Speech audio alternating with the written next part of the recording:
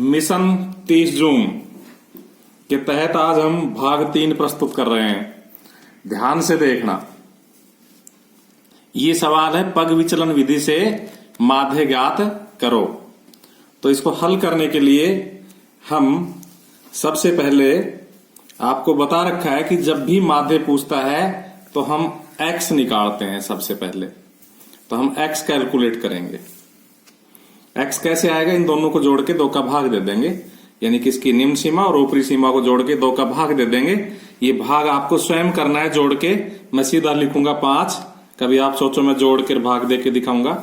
10 और 20 30, 30 में 2 का भाग देंगे 15, ऐसे ही आप करके देखोगे 25, 35 और 45। उसके बाद हम कल्पित माध्य मानते हैं, तो लिखेंगे माना कल्पित माध्य,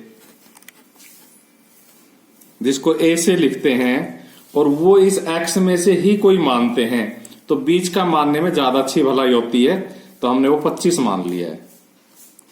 ठीक है भाई। उसके बाद देखो हम कल्पित माध्य मान करके सूत्र लिखते हैं। लिखेंगे कल्पित माध्य मानकर पग विचलन विधि से माध्य, पग विचलन विधि से माध्य x बार। क्या फॉर्मूला इसका, a plus sigma F you बटा सिग्मा एफ गुणा h। तो इस फॉर्मूले से हम जब माध्य ज्ञात करेंगे तो a चाहिएगा, हमें मान रख देंगे 25 यहां से। सिग्मा एफ यू यानी कि f को u से गुणा करके जोड़ना है, तो f तो हमारा ये रहा। इसका मतलब अब हम यहां क्या ज्ञात करेंगे, u, क्योंकि u ज्ञात करेंगे जब भी तो f को u से गुणा करेंगे।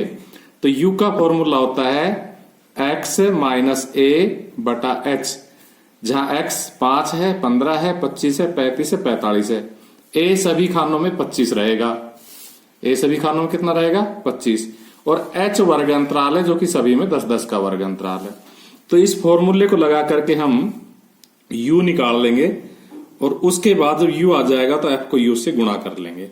तो इस प्रकार से हमारे कॉलम पूरे हुए। सूत्र को देख के हमें पता चला कि हमें क्या क्या चाहिए। तो एफ यू चाहिए तो एफ यू ऐसे निकाल देंगे, सिग्मा एफ इसका जोड़ कर देंगे, और गुणा एच वर्ग अंतराल 10 का है। तो ये सारी चीजें हम कैलकुलेट करके और इसमें हम रख देंगे सूत्र में और हल कर देंगे। तो देखिए, लिखने को तो मैंने सूत्र लिख दिया, लेकिन आपको क्लास में भी बताया है कि जिसको हमने कल्पित माध्य माना उसके सामने 0 लिखना है। चाहे कैसा ही भी सवाल हो, इसकी कैलकुलेशन फिक्स होती है।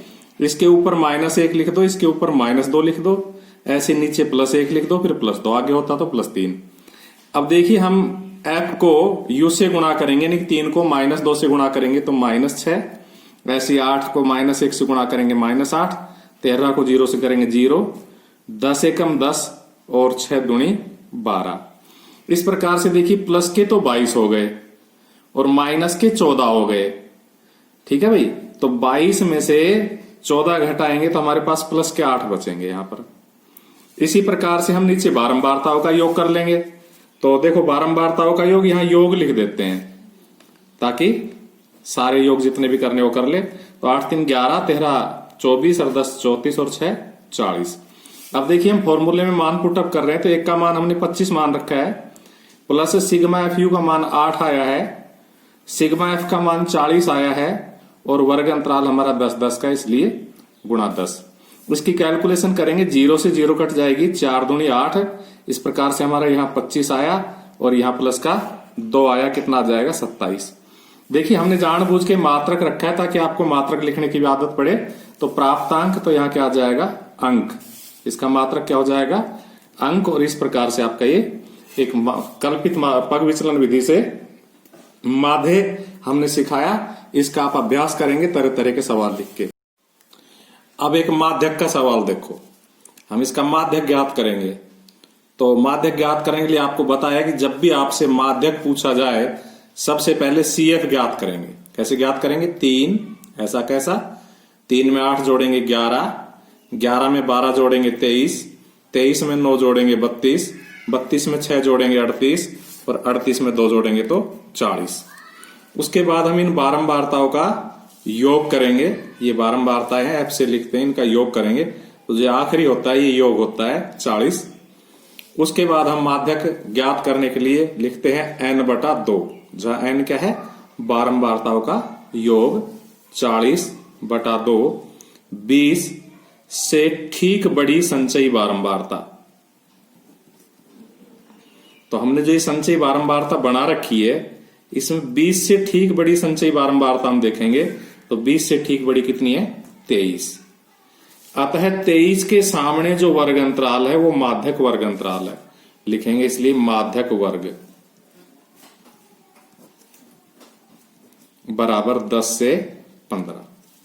अब देखो, अगर अपन माध्यक का सूत्र लिखे तो माध्यक का सूत्र होता है L plus n/2 minus C/F गुणा H। तो हमें क्या चाहिए, L चाहिए, इसलिए यहां लिखेंगे, इसलिए L माध्यक वर्ग की निम्न सीमा 10। n/2 अभी अभी कैलकुलेट किया 20, तो n/2 बराबर 20। C क्या होती है, ध्यान से देखिए, माध्यक वर्ग से ठीक पूर्व वर्ग की संचयी बारंबारता, यानी कि C बराबर 11। F माध्यक वर्ग की बारंबारता यानी कि 12।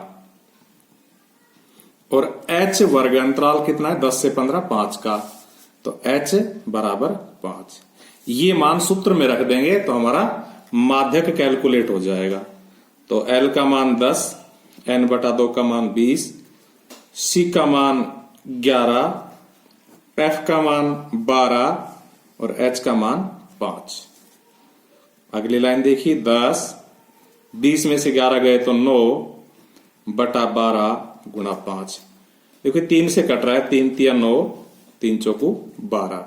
यहां 5 तिया 15 हो गया। मैं थोड़ा सा रफ कार्य कर देता हूं, क्या हो गया, 5 तिया 15 और इसमें भाग किसका देना है, 4 का, तो 4 का भाग दे लो। 4 तिया 12, 3 बचे, दशमलव लगाया, 0 उतारा, 4 7 28, 2 बचे, 0 लगाया, 4 पंजे 20, कितना है, 3.75। तो 10 प्लस 3.75, इसका जोड़ कर दोगे, 10 और 3 13.75 और इसकी मात्रा क्या हो जाएगी, सेंटीमीटर। मात्रा क्या हो जाएगा, सेंटीमीटर। तो यहां क्या लिखेंगे, सेंटीमीटर आंसर। अब आप देखिए बहुलक का सवाल। बहुलक का सवाल हमने कहां लिया है, ये ले रखा है बहुलक का सवाल। तो बहुलक में हम क्या करते हैं, सबसे पहले सर्वाधिक बारंबारता ढूंढते हैं। लिखेंगे चूंकि सर्वाधिक बारंबारता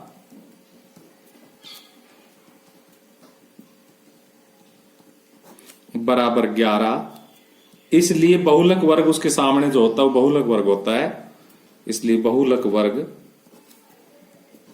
बराबर 70 से 80। अब हम देखिए बहुलक का सूत्र लिखेंगे, इसलिए बहुलक बराबर L plus F1 minus F0 बटा 2F1 minus F0 minus F2 गुणा H। अब हम इनकी वैल्यू यहां बीच में निकालेंगे, तो L वही बहुलक वर्ग की निम्न सीमा 70। F1, तो देखिए आप सर्वाधिक को F1 लिख लीजिए और अब गिनती पूरी कर दीजिए। F1 के बाद F2 आता है तो 6F2 हो जाएगा और उससे पहले F0 आता है, इसलिए F0 की वैल्यू 8 हो जाएगी। तो हम क्या लिखेंगे, F1 11, F0 8, F2 6 और वर्ग अंतराल इसमें 10-10 का है, तो H बराबर 10। ये मान हम इस सूत्र में पुटअप कर देंगे तो हमारा आंसर आ जाएगा। तो हम लिखेंगे L की वैल्यू 70, F1 की वैल्यू 11, F0 की वैल्यू 8, 2F1 की वैल्यू 11 दूनी 22, F0 की वैल्यू 8, F2 की वैल्यू 6 और वर्ग अंतराल 10। तो 70, 11 में से 8 गए तो 3, 22 में से 8 और 6 14 घटा 2, जब 22 में से 14 घटाओगे तो 8 और गुणा 10। तो देखिए हमारे पास वहां तो हो गया 30 और यहां हो गया 8। अब हम 30 में 8 का भाग दे लेंगे, तो देखो 8 तिया 24, 6 बचे, दशमलव लगा के 0 उतारा, 8 7 56, 4 बचे 0 उतारी 8 पंजे 40। तो बाई चांस इसमें भी 3.75 ही आ गया तो 70 प्लस 3.75 इस प्रकार से 73.75। और देखिए हमने इस बार यहां पर मात्रक नहीं लिया है, इसलिए इसमें कोई मात्रक नहीं लगेगा। यही आंसर है। इस प्रश्नावली की हम अन्य वीडियो भी आपको भेजेंगे और अच्छी तैयारी करेंगे आप।